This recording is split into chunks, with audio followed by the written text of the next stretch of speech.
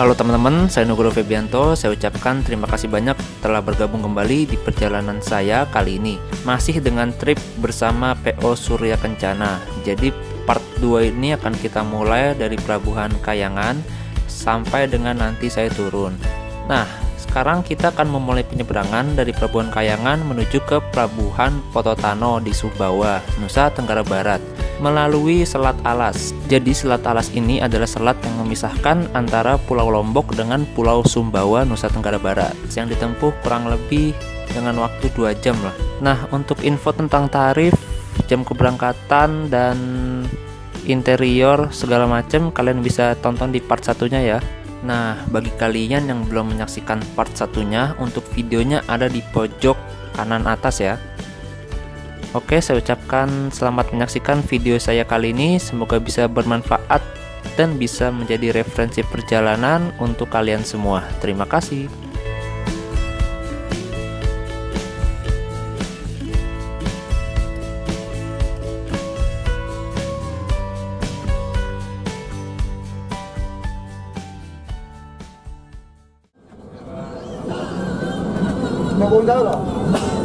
Sekitar pukul 17:16 WITA sore, bis kami pun memasuki Pelabuhan Kayangan di Lombok Timur, Nusa Tenggara Barat. Ya, sedikit informasi, bis kami berangkat dari Terminal Mandalika, Mataram pukul 3:04 sore. Jadi waktu tempuh dari terminal ke pelabuhan kurang lebih 2 jam lah. Untuk biaya penyeberangan khususnya ini golongan 6A yaitu bis besar dikenakan biaya Rp1.145.000. Jadi penumpang di sini nggak usah bayar tiket kapal lagi, semua sudah ditanggung oleh kru.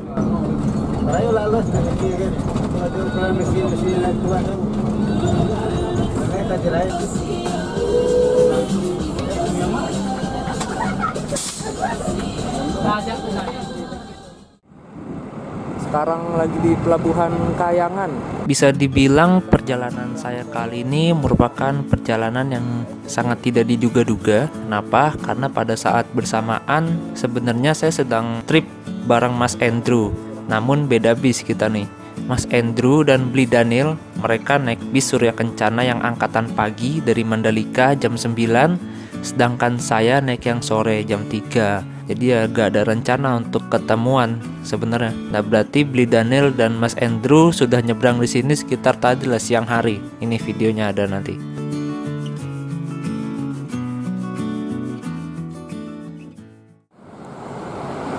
Bisnya parkir dulu.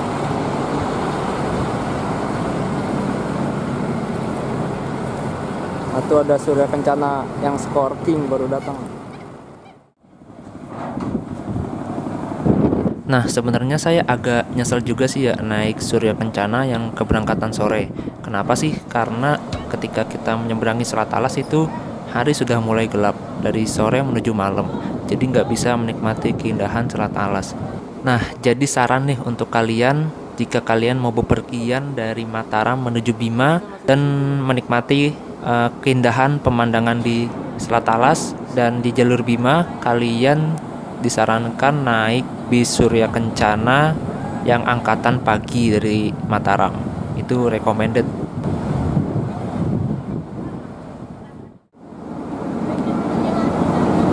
Nah, ini pukul 17:47 WITA waktu Indonesia Tengah.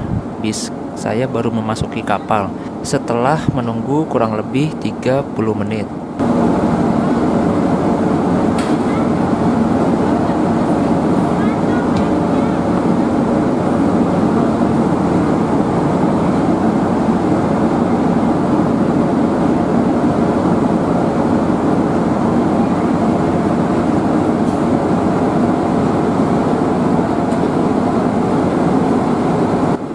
Nah, jadi uniknya penyeberangan di sini adalah setiap penumpang dihimbau untuk turun dari bis dan berjalan menuju kapal. Jadi penumpangnya ke kapal duluan, nanti bisnya masuk belakangan.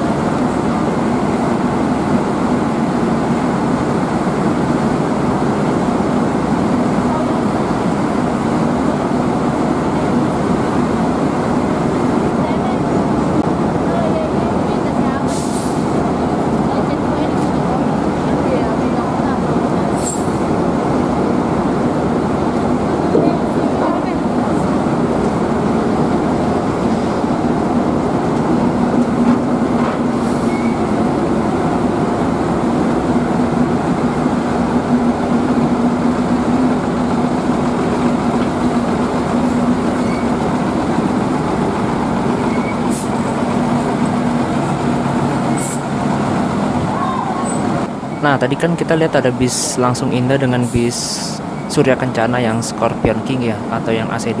Nah, bis tersebut nggak ikut penyeberangan bersama kapal ini, jadi dia ikut penyeberangan dengan kapal yang satunya. Jadi jumlah bis besar yang ikut dalam penyeberangan bersama KMP Nusawangi 1 ini cuma bis Rahmat Putra dan bis Surya Kencana AC1.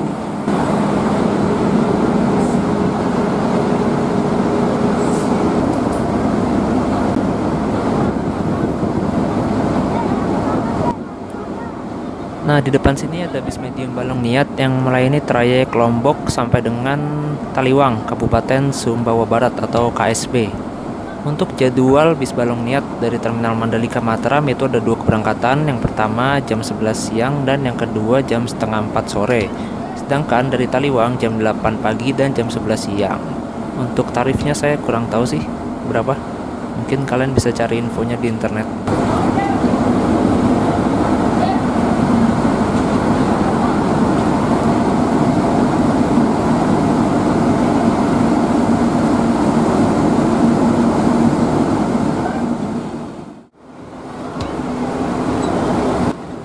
Dan untuk Pelabuhan Kayangan Lombok Timur ini beroperasi selama 24 jam dengan jadwal keberangkatan kapal yaitu 1 jam sekali.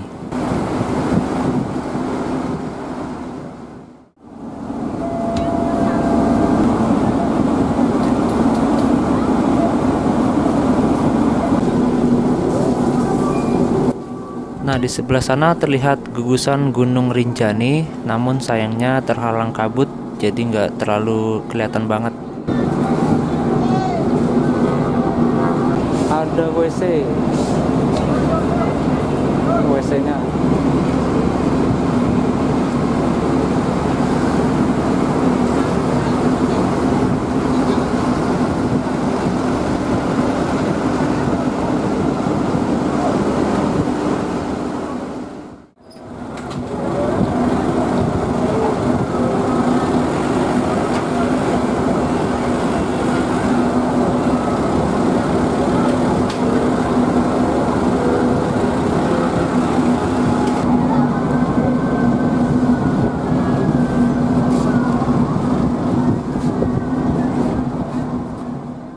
Nah, seperti inilah suasana di dalam kapal saat itu. Jadi kursi kapalnya ini terbuat dari kayu, rata semua terbuat dari kayu, nggak ada yang dari sofa atau kulit.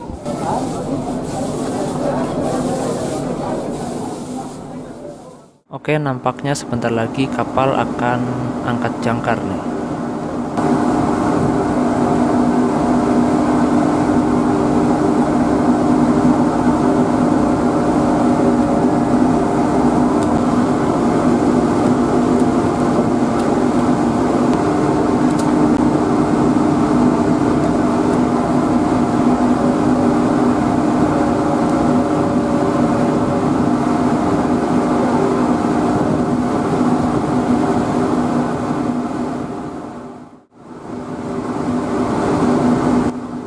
Tepat pukul 18:13 kapal pun berangkat dari Pelabuhan Kayangan menuju ke Pelabuhan Pototano, Sumbawa, Nusa Tenggara Barat.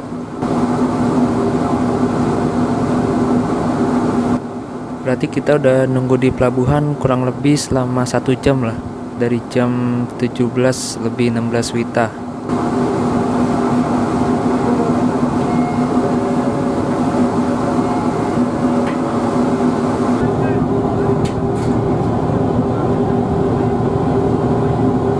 Ya, selamat tinggal Pulau Lombok. Nanti beberapa hari ke depan kita akan balik lagi kok ke sini.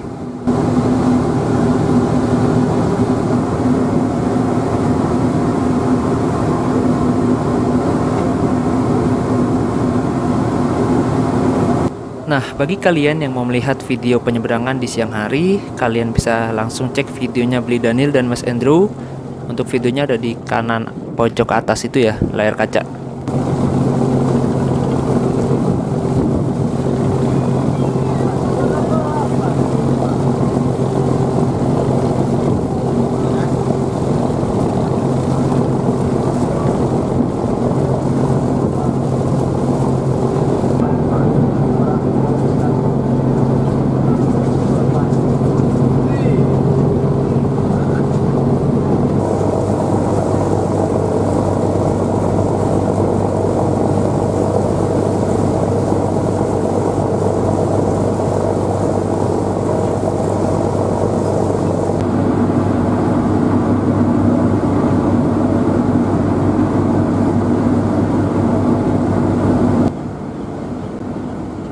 Pengalaman yang sangat tidak terlupakan saat naik kapal ini adalah ketika saya dan bersama penumpang lainnya melaksanakan sholat maghrib di kapal. Itu terasa banget goyangan ombaknya. Mungkin karena kapalnya kecil kali ya, jadi kena ombak dikit goyang. Tapi emang ini ombaknya lumayan besar sih. Kalian bisa lihat di jendela-jendela kapal, coba. Naik turunnya itu lumayan. Mungkin ya karena faktor kapal kecil mungkin.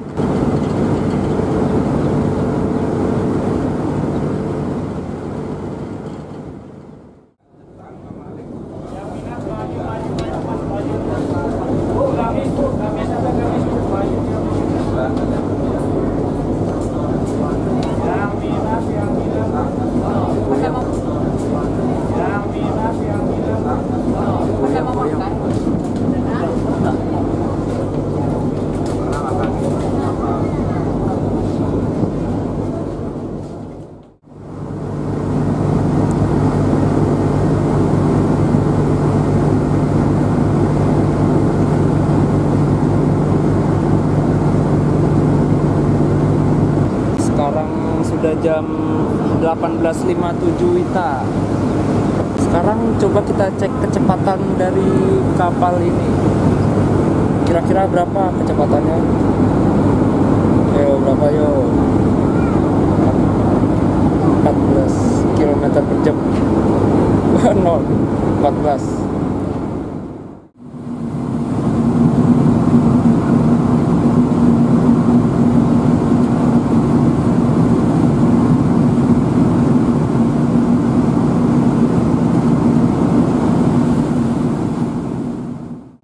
Udah jam 7.49 malam. Pukul 19.49 WITA atau menjelang jam 8 malam, kapal kami pun persiapan untuk bersandar di Pelabuhan Pototano, Sumbawa, Nusa Tenggara Barat. Dan setiap penumpang pun bersiap-siap untuk kembali ke kendaraannya masing-masing.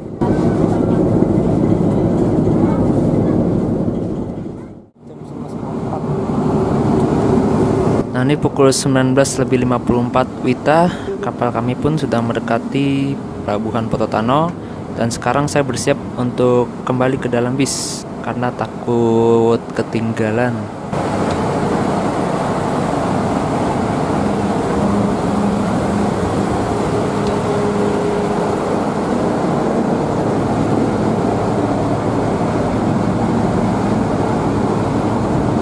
Nah, ini parkirnya memang cukup sempit banget sih, agak susah juga nih lewatnya.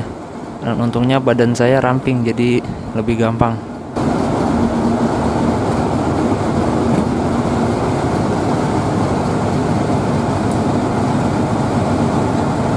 Diusahakan bagi kalian jangan panik ya. Masa kalau kalian panik, kalian bakal bingung sendiri nanti. Usahain santai aja nyari bisnya dan nyari celahnya.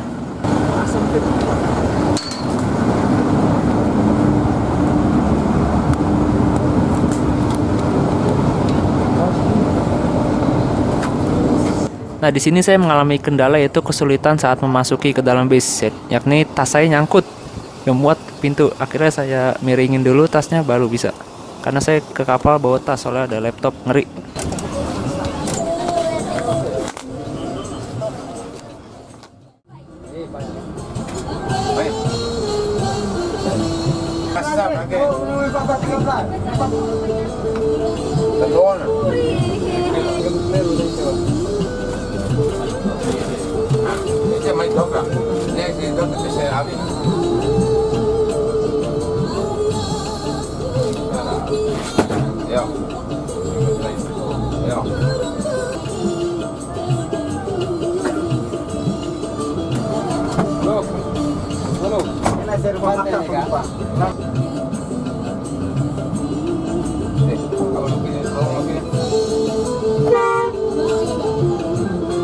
Sana deh.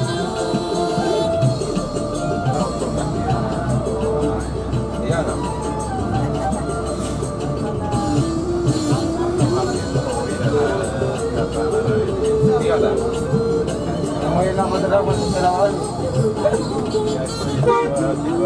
Paduan akam nih bagian dari rumah makan. Rompang ke utara. Ini kapal kentong. Bener-bener.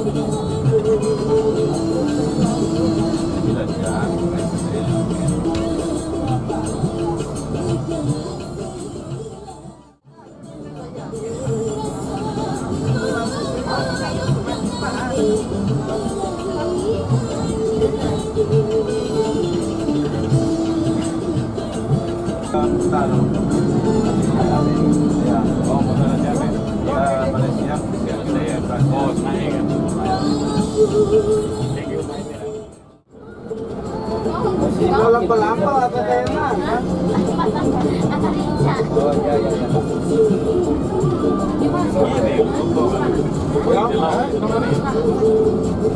Lantai ya ada. Ya nanti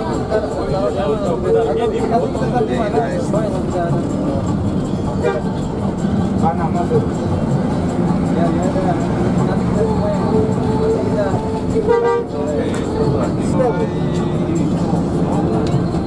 Untung keliru.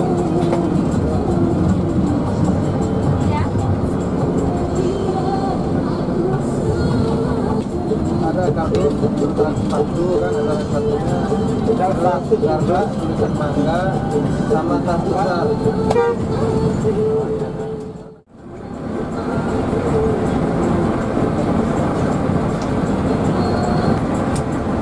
Untuk di jalan kecil seperti ini dengan kecepatan 103 km per jam, menurut saya pribadi sih ini udah kenceng banget.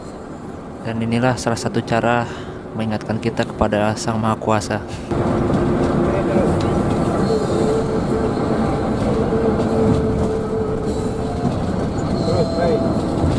Nah, untuk soal jalannya nih, jalan mulai dari Sumbawa atau mulai dari Pelabuhan Kayangan sampai Bima sih menurut saya udah bagus ya, sudah aspalan juga rata-rata, dan saya jarang sekali menemui jalan yang rusak.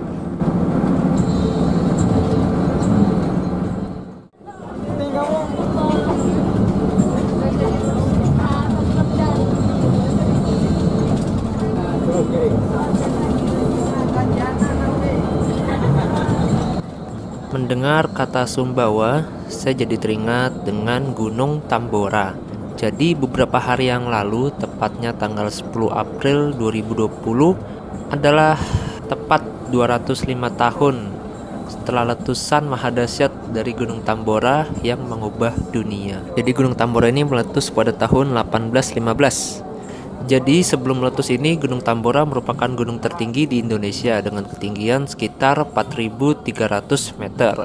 Namun setelah gunung ini meletus, yang tersisa hanya setinggi 2.851 meter saja. Jadi saking dahsyatnya letusan tersebut, sehingga menyisakan hampir setengah dari tubuh Gunung Tambora.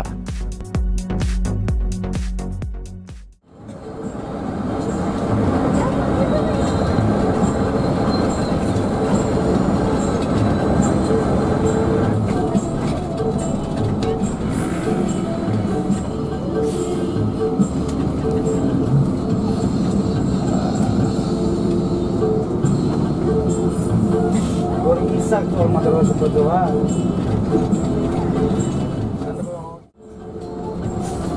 Kasta na ako na. Ha. Kana.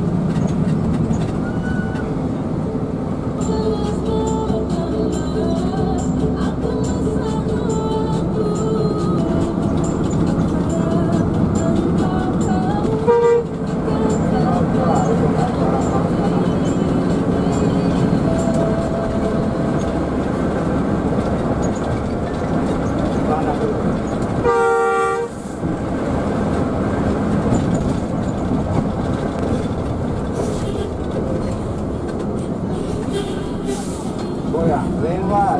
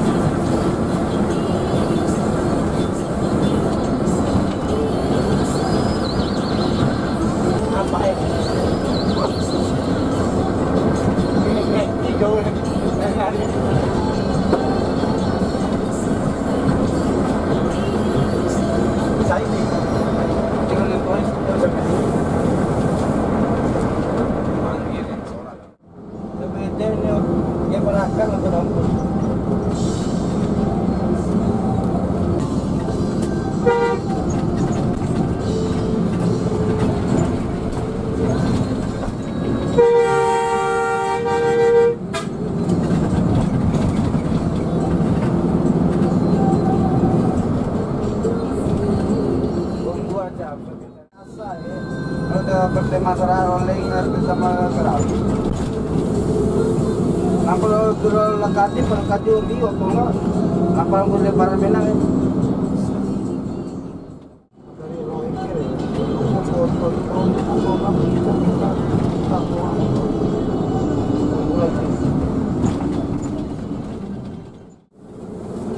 pakai blok juga. Rolling foto. Mainnya kira-kira nanti ini malah kena kontrol.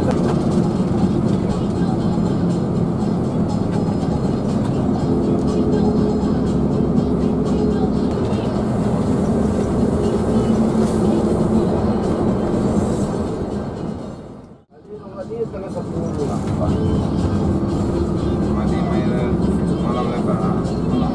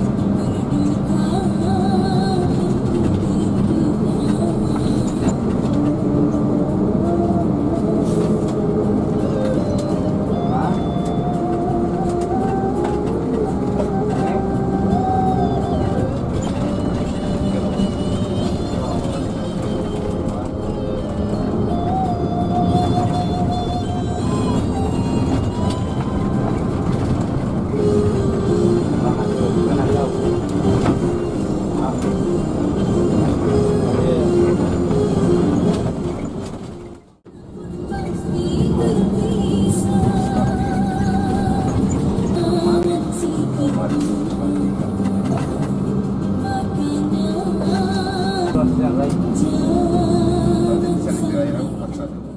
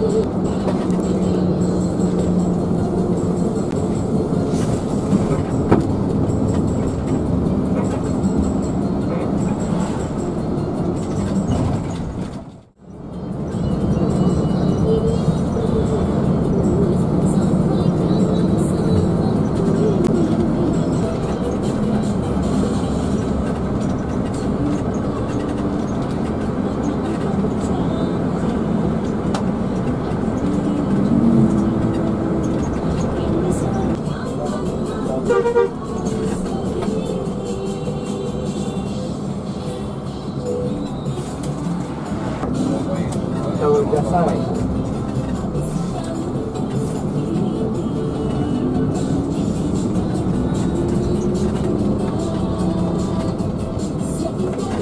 tiga 9.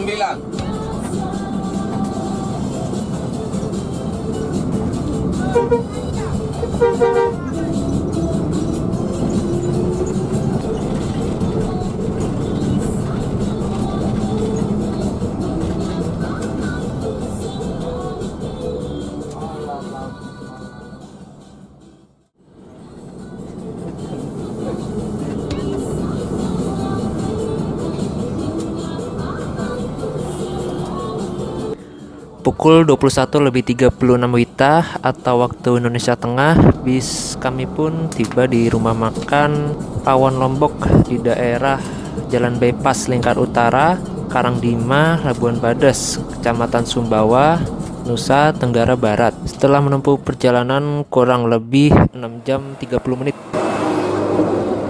Istirahat, makan malam.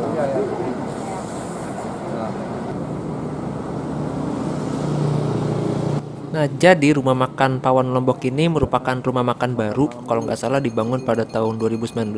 Jadi jika kalian cek Google Street View, maka belum tersedia. Lagi proses perataan tanah di situ nih, ada videonya nih. Nah tuh, jadi masih terbilang baru ini rumah makan.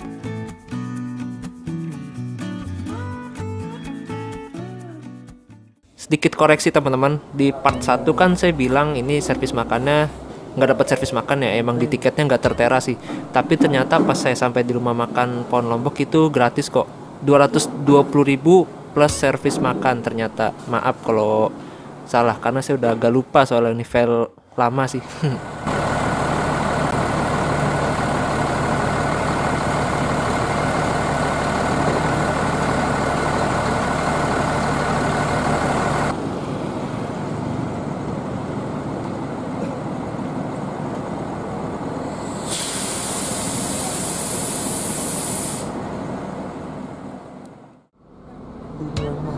Baru sampai jam 22.30. Masuk semua penumpang nih.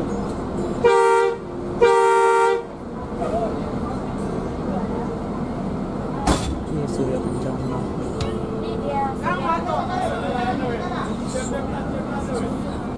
Nah, sedikit cerita nih. Jadi pada saat itu ada penumpang bis saya yang ketinggalan di kapal. Jadi karena dia ketinggalan, terus dia naik bis yang satunya yang AC2 yang Scorpion King. Itu kan dia nyebrangnya belakangan. Dia nungguin di pelabuhan Pototano.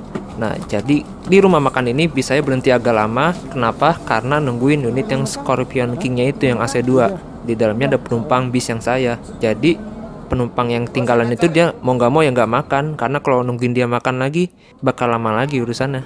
Jadi begitu bis Scorpion King yang datang, kita langsung berangkat ke Bima.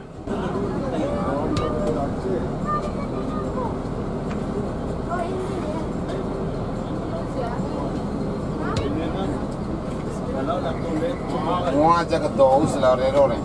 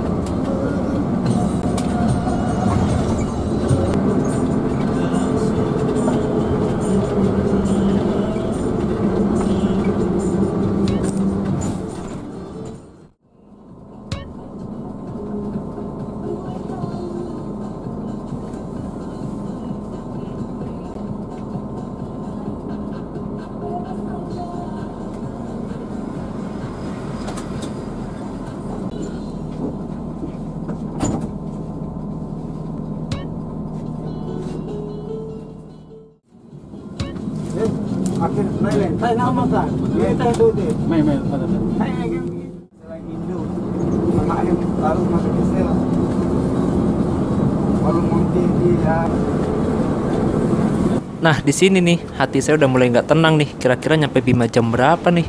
Belum pesan penginapan juga. Wow, sekarang udah jam 1 malam.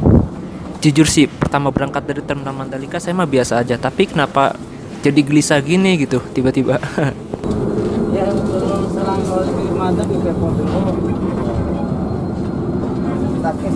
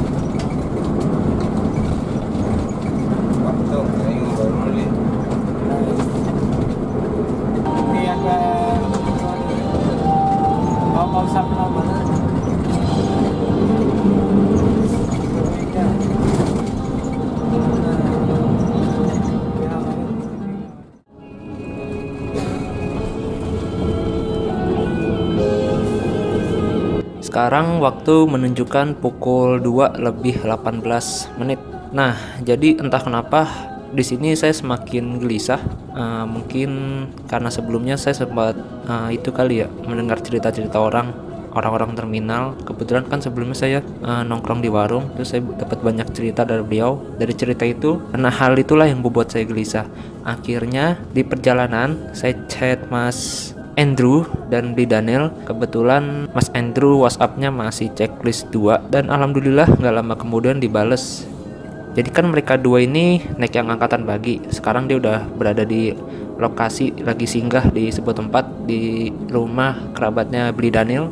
Nah, saya berniat untuk nyamperin mereka berdua, nanti turun di lokasi tersebut. Pokoknya kelanjutannya nanti ada di ending video deh, kalian tonton aja.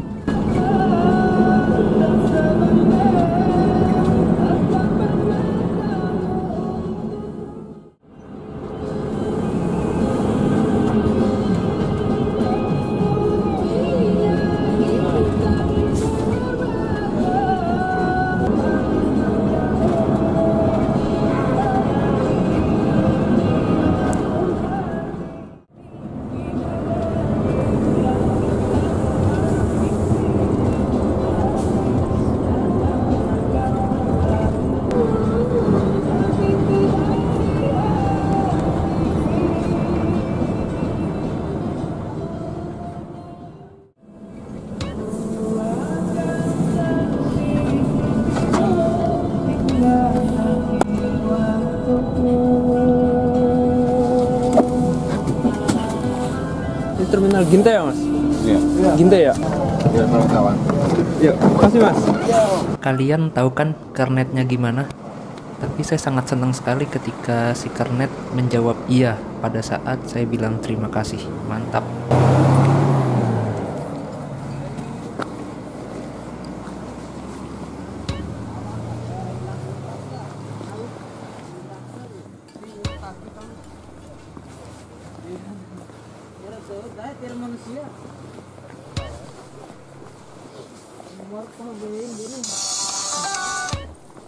Halo. Kak. Karawana? Ini udah masuk ke dalam. Oh. Berarti balik ke arah. Gimana? Tuh. Ini sekarang pintunya gimana? Gimana nih? Keluar terminal cari Gedung Koni terus jalan ke arah Mataram. Namanya? Gedung Koni di sebelah kanan jalan, setelah Ginti itu lo sebelum Ginti. Waduh, mana gelap banget ya. Sik. Halo. Ada dengar suara sapi nggak? Iya dengar. Nah oke, selanjutnya kameranya saya matikan. Kenapa? Karena saya mau fokus menuju ke rumah kerabatnya Bli Daniel, yang lokasinya sebenarnya nggak jauh sih dari terminal, namun gelapnya itu loh bikin saya iseng. Isengnya sih bukan karena hantu atau apa ya, tapi yang saya takutkan tuh adalah orang-orang yang iseng waktu itu. Soalnya waktu itu saya jalan sendirian di jalan itu, emang nggak ada orang itu sih, cuma pokoknya yang saya lihat di sana itu hanya 2 orang di terminal. Itu entah tukang ojek atau apa. Tapi anehnya kalau tukang ojek kan biasanya kalau kita turun dari bis langsung nawarin gitu ya. Tapi yang ini mah enggak, dia cuek aja gitu. Jadi percakapan terakhir sama Bli Daniel itu pas di kamera dengar suara ini lonceng sapi. Kebetulan di sana kan memang banyak sapi-sapi ya yang pakai lonceng. Jadi suaranya itu kenceng banget. Nah itu menjadi patokan saya. Jadi saya melewati gerombolan sapi itu untuk menuju ke rumah kerabatnya Bli Daniel. Jadi hal unik yang saya lakuin kemarin itu ketika ada cahaya-cahaya yang terlihat seperti motor atau mobil, saya ngumpet di gerobak karena takut aja orang iseng gitu, karena saya cuma sendirian terus bawa tas kan kayak turis gimana gitu. Jadi setiap ada motor atau mobil yang melintas, saya pasti ngumpet. Soalnya ya sepi banget, udah jam 3. Jam 2 apa jam 3 ya, jadi jaga-jaga aja lah. Oke. Nah nggak sampai situ aja masalahnya nih.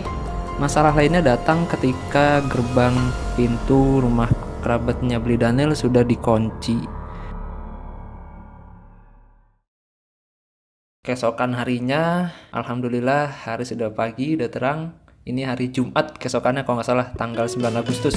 Saya pun melanjutkan petualangan kembali bertiga bersama Bli Daniel dan Mas Andrew mengunjungi sebuah tempat.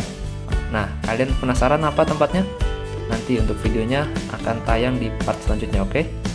Oh ya, dan tak lupa saya ucapkan terima kasih sebanyak-banyaknya untuk Mas Imong atau kerabatnya Bli Daniel yang sudah memberikan kesempatan saya untuk menginap di rumahnya semalam. Dan terima kasih banyak juga telah menyuguhkan kami sarapan pagi di rumahnya. Mantap. Makasih banyak Mas.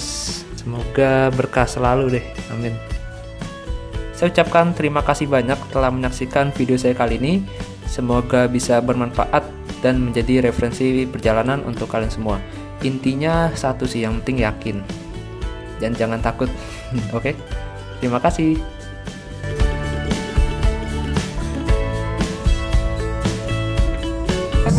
Tadi malam ada yang Siapa?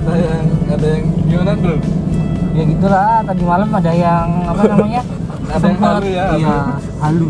Spot jantung tiba-tiba Spot nongol di jantung Dompu tiba-tiba gitu. nongol di Dompu. Rencananya kan turun di Bima ya dia. Siapakah itu? Siapakah itu yang data ini yang pegang handicap nih? Ya, ayo tebak siapa? Coba tebak. Konan. Tebak saja dia. Ya tebak aja ntar. Apa? Sekarang Inisialnya apa? inisialnya sebutin namanya Nugroho gitu. Ya,